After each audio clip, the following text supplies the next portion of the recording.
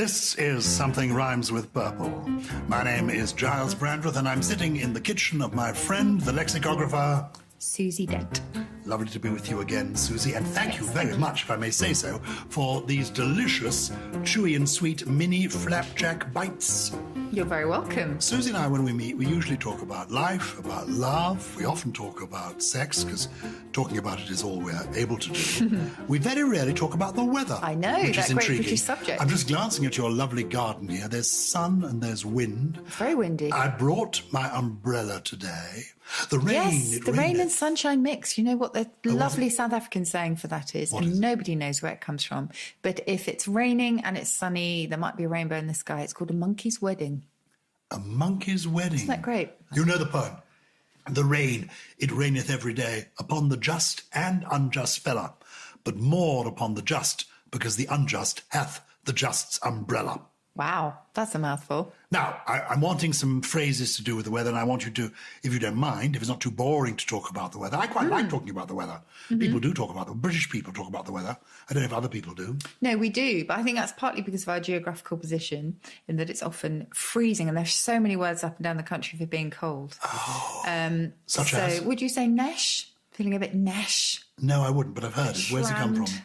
Well, just They're basically, regional. yeah, they are regional, so very much northern based. So I think the further north you go, the more Colder it is. Well, colder it is, and then more, and also perhaps the more drizzly. What would you call drizzle? I call drizzle drizzle. Okay. I love a lemon drizzle cake, incidentally. But drizzle is rain falling. And why Yes. is it called drizzle? Drizzle. It's probably onomatopoeic. I am not good with the cold. No, not me. I'm out filming with my friend Sheila, and we've both been wearing thermals. You should get one of those heated waistcoats that Julia Bradbury on Countdown told me about. Oh, tell me more. She told me about it when she was sitting next to me on Countdown. Well, they're great. You plug them in, charge them overnight, and then you wear them out, and they're heated. They're like, you know, on Countdown, Rachel and I have joint custody of a hot water bottle. That is our only rider, is a hot water bottle, because the studio is freezing. We're in dresses. So I'm with you. I'm a cold person. Case of the brass monkeys. What is the Yes. origin of the expression brass monkeys for being freezing cold? Okay. Well, there's a very famous story attached to this one, which is that there is a brass rack, or there was a brass rack aboard ships, military ships, which was used to stack cannonballs on this rack. And the idea is the balls in extreme cold weather would contract and then would just kind of roll off. So that's the most famous theory. So it would be so cold that these balls would contract to the point where they would fall off the rack. The origin is, freezing your balls off. Freezing your balls off. Well, actually, probably yes. That's another story attached to it, which refers to, there's the three monkeys. You get them in emojis now. See no evil, hear no evil, speak no evil. Well, they were quite common, a bit like three ducks on a wall, or however many ducks there are on a wall. Three. I've got them, madame. Have you? I love them. My With your son avocado got them. last week.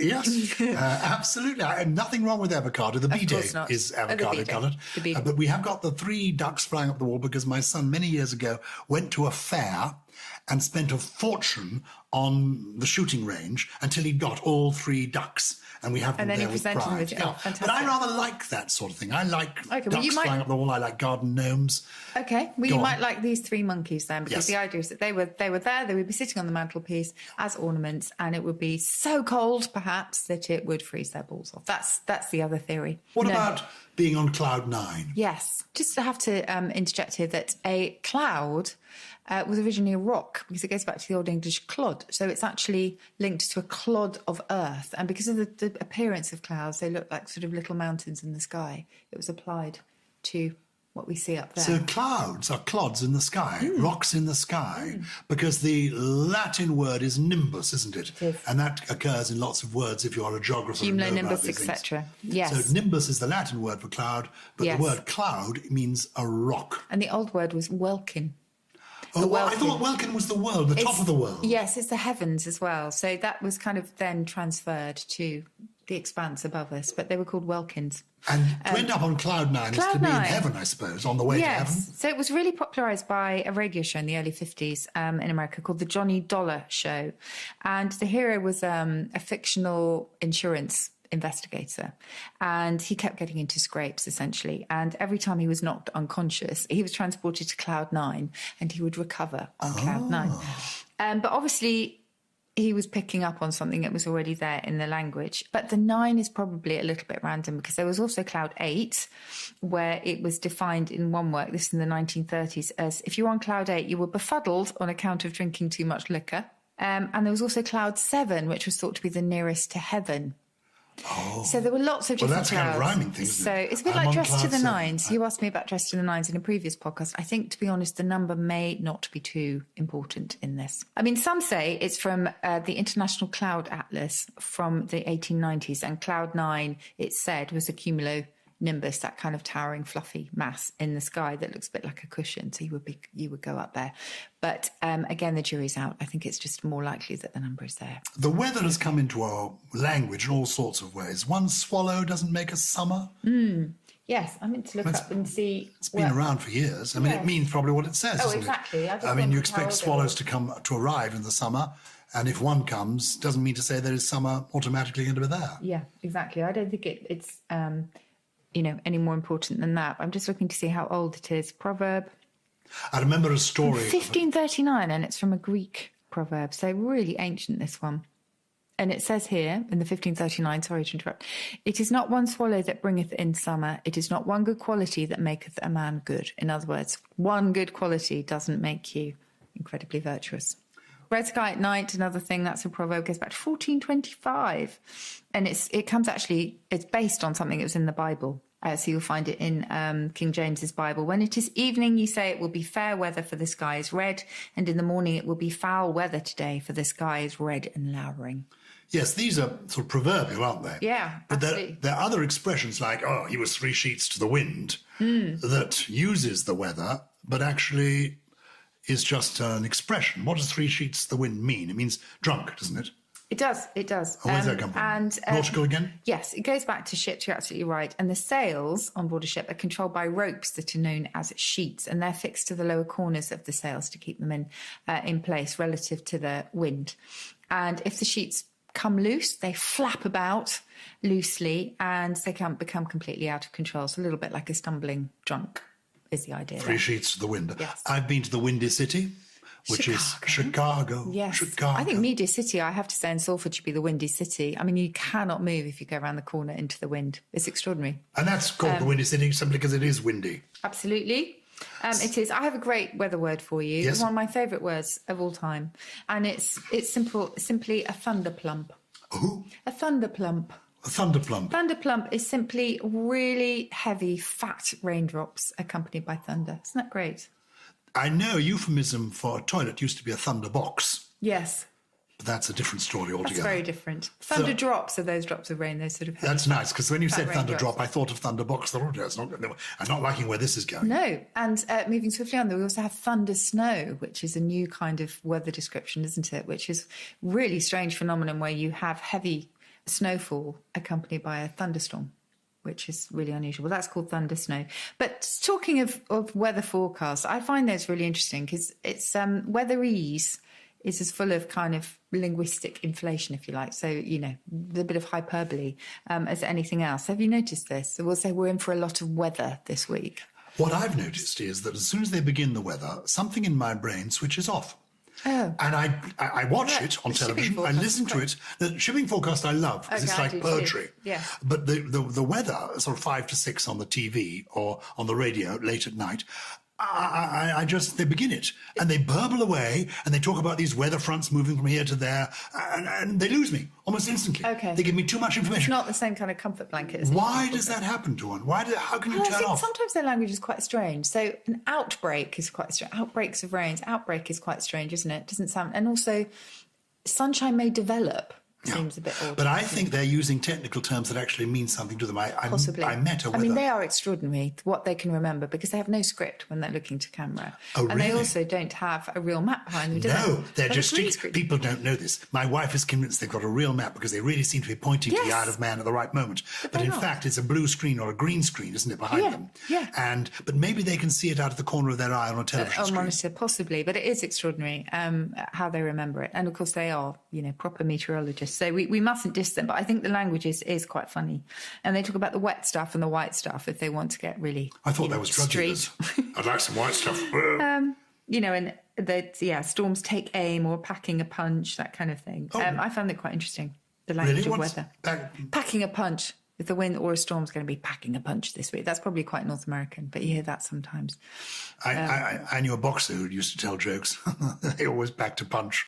So we're heading into autumn, aren't we? Which is my favourite time of year. Season of mists and mellow fruitfulness, says John Keats. Sunny, cold day is my absolute favourite kind of day. You know, we used to call autumn fall.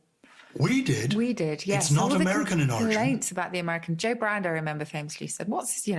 She said, I watch series of things, not seasons, because I'm a grown-up. And while we're at it, why is autumn called fall? Because the leaves fall down, duh. But actually, that's what we used to call it. So we called autumn fall we in used the to old call days. it, yeah, because it is because the leaves fall. And I think that's quite poetic. We talk about spring, don't we? And leaves springing into bud. That's what that is all about. Yeah. And why is summer called summer then? Summer is called summer. That doesn't have any particular. So spring and autumn, spring and fall are because things are springing up and they're falling down in spring and autumn. But summer and winter, what are the origins of those two? Those are summer is from the German Sommer, so it's a word that came over with the Germanic invaders, and winter as well. When were those Germanic invaders? Oh, they were right at the beginning of English. So we had the Germanic invaders with the Angles and the Saxons.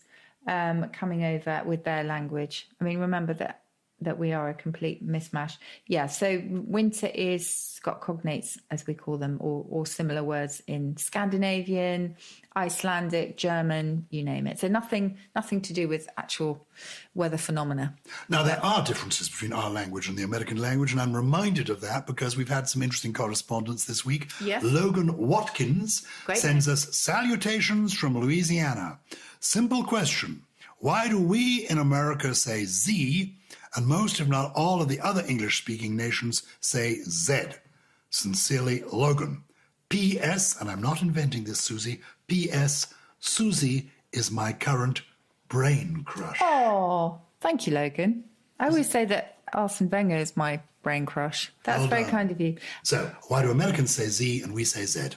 Well, the name given to us to the letter since the Norman Conquest has been Z. Literally, since 1066, we've been calling the last letter of the alphabet Z. Yes. So why on earth do the Americans call it Z? Well, it says the name Z, now standard, this is the OED again, my Bible. The name Z, now standard in the US, of course, appears to have had some early currency in England, which is quite interesting. So both of them coexisted, as so often with the words, with the things that we think of as being exclusively American. So both Z and fall could actually have started here and gone out to America with the Pilgrim Fathers. Absolutely. Yeah, so it's nothing to be scared of or to hate because both of them are equally valid. Very good. I would say. I've had from Adam Cooperman, another American fan. He says, in my country, pudding almost exclusively is used to refer to desserts, and then usually in a chocolate or vanilla or butterscotch variety, i.e. Angel Delight type thing. He says, I know in other parts of the world there are many more varieties of pudding. I've read that the origins of the word are more closely tied to sausage. So how did it come to mean all these desserts, and why is it used so narrowly in the US? Well, not just narrowly, really. We have black pudding in this country, don't we, which is to do with sausages. But otherwise, we also would use pudding for dessert, I think. I think correctly, if I were, as it were, the period advisor on Downton Abbey, you'd say pudding. I would say you don't refer to dessert. Is what, I don't know if you have at the very end of the meal. Maybe when you move to another room, you would go and have fruit, and with your port or Madeira, that would be dessert. But the dish at the last course of the meal is called a pudding always. So even if it's an ice cream, it's a pudding. Well, Adam is absolutely right that it does have a connection with sausage because puddings were originally entirely savoury, and it does go back to boudin, which in French is a black sausage, and it's weirdly linked to botulism as well because both of those have an ancient ancestor in the Latin botulus, meaning sausage. So it's come quite a way, the word pudding. Stuart Salmon says, Susie and Gyles, I love the podcast, thank you, and thought I would ask you if you have ever seen the word dude used for a horse's penis. I have heard it I'm going to burst out laughing again. I have heard it somewhere, but no, I have no idea where. Is there any evidence of this, or do I just make a weird connection between dudes and massive knobs? Stu. You'll be relieved to know, Susie, that Stu does not have a crush of any kind on you. But But he seems interested in the notion that a nickname or euphemism for a horse's penis is dude. No evidence, I'm pleased to say, in the dictionary. This may be in the slang dictionary. It's certainly nothing that I have ever heard of. It's probably shortened from doodle, which meant a dandy or a fop, a Yankee Doodle dandy. I've never heard it used in that context. So a doodle is a euphemism for a horse's penis. No, I will keep investigating, which is what I say to anybody who comes up with a question that I don't know the answer for. We will do some more research Seems on very, dude very curious. and the horse's penis. Yes. True story. Many years ago, I used to work with a lovely actor called Derek Nimmo. Do you remember Derek Nimmo? I do. In fact, in the early days of Countdown, Yeah. Derek was a regular. Not on with me, but No, before your my time. Yeah. Before your time. He was a lovely man. And in the early days of Countdown, in Dictionary Corner, there were people like me, Derek Nimmo, Russell Harty, Kenneth Williams. All these people no longer with us. Derek was a comedy actor and a delightful person. And he and I was publishing books in those days. We did a number of books together. And we did one book with Derek about animals. And he was photographed for the front cover with a zebra. And we went down to a animal safari park and had photographs taken of Derek Nimmo with the zebra and got some brilliant shots. But of course, the photographer had been concentrating on Derek and the zebra's head. Mm-hmm. And it wasn't until we got back to the studio, photographs were blown up for the cover, Derek Nimmo with a zebra, and the zebra had the biggest erection you have ever seen. I'm sorry. I mean, it was massive. And what were we to do? What they did, the publishers, they published the book with this zebra on the cover, with this massive. And then every book had a little sticker put over it saying, Derek Nimmo's latest. So if you've got a copy of the book and you just think, it's Derek Nimmo and a zebra, peel off the sticker and underneath it you will see something that you're not likely to see again unless you are an excited lady zebra. How do we get from weather onto zebras? Are we doing weather today? Schlongs. No, it was because of the fellow asking about the horse's penis. I have a letter. Thanks, Naomi Cook, for rescuing us out of a very tricky situation. She says she's back in Blighty, having binge listened to our podcast, which is nice. She, first of all, asked where Blighty comes from. And it was something that we think soldiers who've been working in India brought back, to England when they returned home. It goes back to a Hindi phrase used by soldiers overseas, as I say, during the First World War. And it was Vilayati, which is Urdu, actually, and it meant a foreigner. It was the foreign land for the soldiers who were there, and maybe a little bit homesick. So that's where Blighty comes from. And she also says, I've always been of the understanding that the reason Macbeth, referring to one of our earlier podcasts, wasn't said in the theatre was that it was a play only rolled out when a company was on its uppers. And so it was bad luck because it was mentioned when money was tight and you might not be paid, which is really interesting. I didn't know that theory. She also asked, Naomi also asked what uppers are, and essentially it means that the soles of your shoes are so sort of worn out and downtrodden, literally, that you were on the upper part of your shoes. But that's interesting about Macbeth. I haven't heard that. And of course, I did mention the theatrical phrase "when the ghost walks," meaning when the ghost walks in Hamlet, that's when an actor will be paid. But anyway, thanks, Naomi, for writing in, and I'm glad you're enjoying the podcast. We have said this. It really means a lot to us for people to write in, doesn't it? And we do read all of them. We do read all the emails, even if we can't get to every single one. John Horrocks has asked me, what gives you the word is W-E-T-H-E-R. What is W-E-T-H-E-R? As in bellwether? W-E-T-H-E-R? It's a bad spell of weather. Oh. That's a little joke. Okay. Thank you. Also, me being me and so gullible, I was going to say it's a castrated ram, which is what a bellwether is. A sheep, really, more generally, with a bell hung around its neck. So when people talk about a bellwether, leads the flock. Well, a bellwether being a warning. A bellwether is something that, it's a harbinger, but not necessarily of doom. It's a sort of something that leads on to other things. These rams had bells hung around their neck, the bellwethers, and they would lead the flock. So it's something that kind of leads into other things. Have we got time for your triple? Yes. Susie's triple. The idea of the podcast, if you're new to us, thank you very much for being here, is we're exploring the world of words. We love language and we like to encourage people to use words to their fullest effect. That's what this is all about. And I'm here basically trying to learn at the feet of Susie Dent. And you're very kindly waffling while I go through my notes. Yeah, what's the origin of waffling? To waffle, I'm sure, goes back to just the sound of someone, just rabbiting on. So but is I'm that very grateful for you. Is waffling an on. onomatopoeic word? Yes, I think it is. I think I'm lucky to be known as a waffler because many years ago I advertised waffles for who was that's different. That comes from the Dutch, basically, or French, gaufre or gouffre, which means a waffle. Well, anyway, went via Dutch. But the point is, they got me because they thought I was a waffler. You see, so it was the waffler promoting waffles. I love waffles. Walls is waffles. Walls is waffles. If they'd like to advertise with us, we do have room in our podcast. Walls is waffles. I could do the commercial all over again. So it's a dialect word. It comes from waff. WAFF, which was to yelp if you were a puppy, and yes, it was onomatopoeic. That's the etymology of waffle. But I'm not here to talk about waffling or zebras at this point. I'm going to give you three words. Actually, my first word means something too odious to be spoken of, and that is nefandous. PH or F? Nef, nefandous, Nefandous, and it's from the Latin, of course, meaning wicked or abominable.